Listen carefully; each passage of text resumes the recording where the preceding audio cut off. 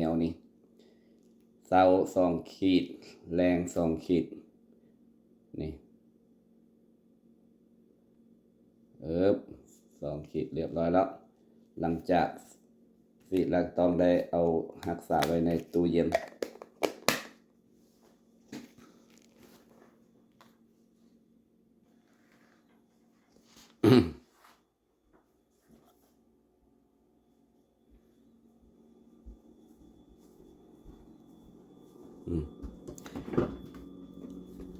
ไว้ในตู้เย็นนี้โอเคบัดนี้ก็ต้องเกี่ยมอาหารนี่ก็ปองหนึ่งนี่กลุ่ม3 มื้อปองหนึ่งนี่นะเช้าแรงให้กินมื้อเช้ามื้อแรงอาหาร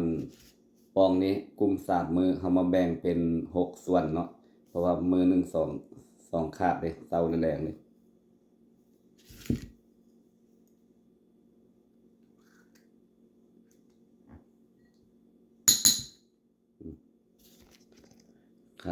คาบหนึ่งให้กินสำนี้คาบหนึ่งแล้วนี่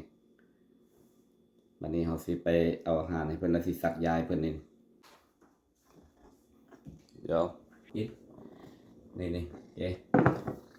สีดยายเพื่อนคนนี้สีดยาเนี่ยต้องได้ดึงหนังเพื่อนขึ้นมา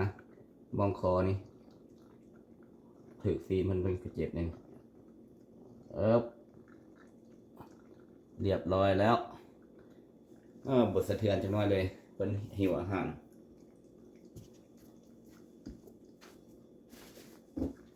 ตอนนี้กินอาหารบ่ลูกเวลาอาหารเพิ่นออกมาให้เพิ่นกินแล้วกำลังกินอาหารของเพิ่นจังน้อยลงไปสักยากินอาหารเม็ดนี่แล้วก็ต้องไปกินปาเต้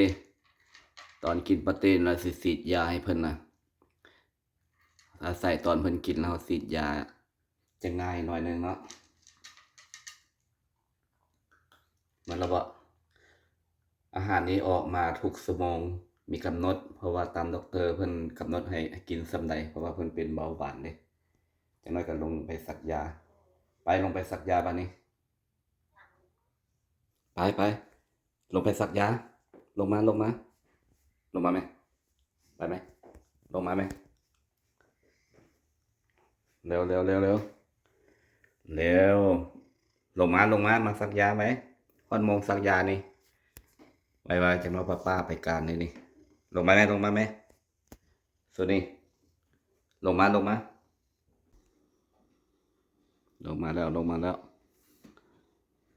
ไปลงมาไปพี่มาพี่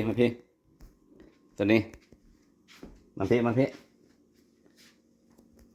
ม่ใส่ถุงขนมเจ้าเด้ฮัลโหล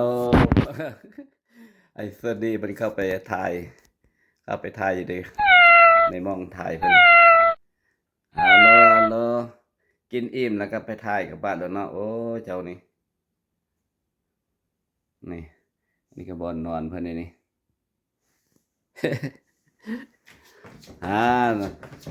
กวดชมดีๆเด้อโอ้ขี้คร้านเมียนเลยเนาะขี้คร้านแต่ตอนเมียนอันน่ะเพิ่นเวลาเพิ่นถ่ายนี่แหละเสร็จสะอาดเด้อออกมานะ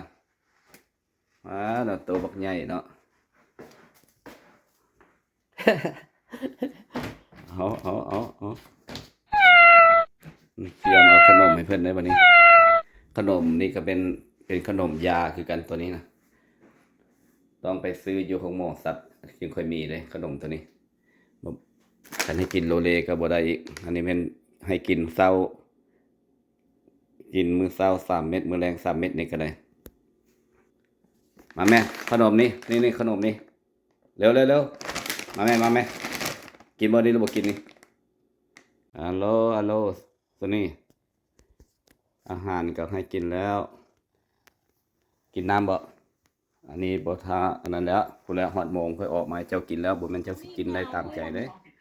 อยากอยู่กับคน แยกออกคนละประเด็น เหงาอยากอยู่กับคน toujours avec maman พระชาตรีเนี่ยท่านบอกว่า เหงา ให้ป อ ล่อย ยากอยู่ แพร กับ รี่ คน ไปอย่าไปยุ่งกับเขาแล้วพระเขาก็ออกมาขอ อัน โท นั้น ษ เป็น แล้ว สิทธิ์ส่วนตัวของพระครับ ตัวนี้ ตัวของพระ เหงา ตัวนี้เมตาถ่ายวิดีโอเอาลูกหั่นนะ ห้องจักซื้อมันเลยนะ ฮะ ห้องซื้อที่ เอาห้องซื้อตัวนี้ก็เลียวเบิ่งแล้วได้นี่ เออ อืม เป็นว่าพระชาตรีไปก่อความเป็นบาปกับซิกไปกับแพรรี่เหรอ เอาเบิ่ง ผมหมายว่าต่อไป โอ้ กรณีของพระชาตรีช่วงค่ำที่ผ่านมานักข่าวไปที่วัดกำแพงซึ่งอยู่ที่เมืองนนทบุรีไปกราบนมัสการเรื่องราวจากท่านเจ้าคณะตำบลบางเขนท่านพระครูโกศลปริยัติวงศ์เจ้าวัดวัดกำแพงในฐานะเจ้าคณะตำบลบางเขนถามเรื่องพระชาตรีว่ามันเป็นยังไงมันมีเขาหลักไหมปรากฏว่า ท่านเจ้าวัดวัดกำแพงและเจ้าคณะตำบลบางเขนท่านเคยสอบพระชาตรีท่านก็เลยบอก6-7 ปีก่อน คนที่เป็นรักษาการเจ้าวาดวัดพุทธปัญญาก็คือพระชาตรีรูปนี้แหละพระชาตรีได้เป็นรักษาการเจ้าวาดจากการสนับสนุนของคารวาสในวัดที่เป็นกลุ่มเดียวกันเนี่ยมีกลุ่มด้วยส่วนเรื่องที่ถูกแฉว่าเคยมีพฤติกรรมสั่งพระลูกวัดไปทำร้ายพระรูปอื่นจริงไหม เป็นเรื่องจริงค่ะ เกิดขึ้นในช่วงที่เจ้าอาวาสรูปเก่ากำลังอาพาธและพระ